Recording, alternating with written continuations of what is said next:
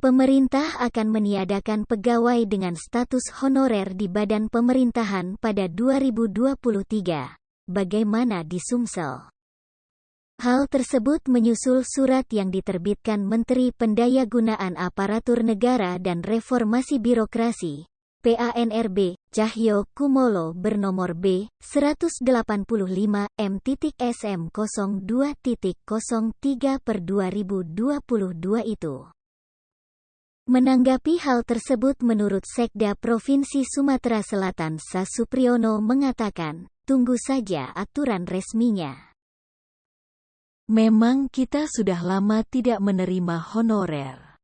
Kebanyakan tenaga kerja sukarela, TKS, yang tidak bolehkan honorer bukan TKS.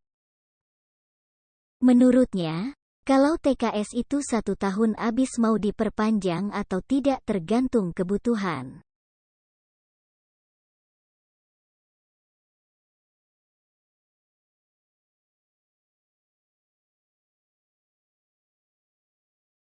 Jangan lupa untuk like, share, komen dan subscribe channel ini.